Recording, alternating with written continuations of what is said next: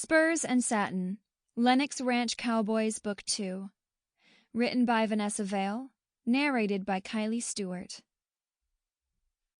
Chapter 1. Hyacinth. I should have been listening to the minister's sermon, as he was a rather good speaker.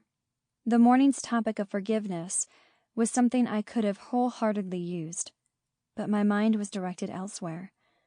God couldn't really blame me, for Jackson Reed sat in the pew in front of me. Because of his large size, I couldn't see the minister without leaning to my left and clonking heads with Marigold.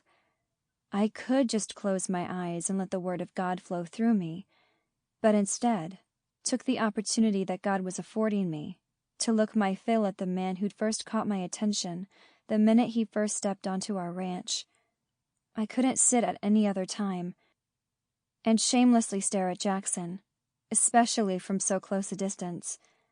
For then not only would he know, but so would my sisters, the 6 who still lived at home, lined up along the pew on either side of me.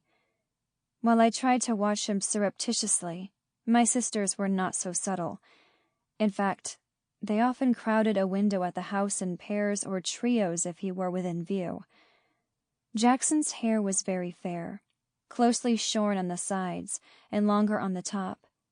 He parted it to the right, and although I couldn't see it, I knew it fell down over his forehead. His hair was marked by a crease from the hat that lay in his lap.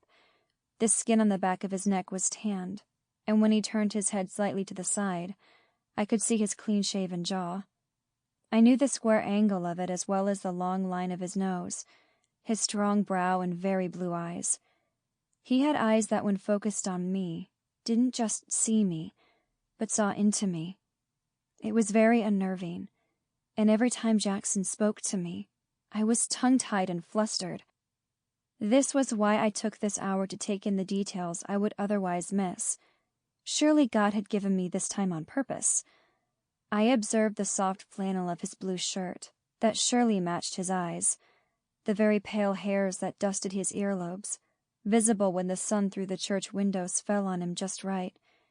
When I breathed in, I could pick up a hint of his scent, mint and leather. A nudge from Marigold had me breaking my reverie. She raised and lowered her eyebrows and tilted her head towards Jackson, silently telling me how appealing he was. No words were needed, for she and Lily and Iris had simpered enough about him since his arrival 2 months back. In reply, I grabbed the hymnal from the back of the pew and opened the page the minister called out. When the piano began to play, it wasn't the words of the song. Sample complete. Ready to continue?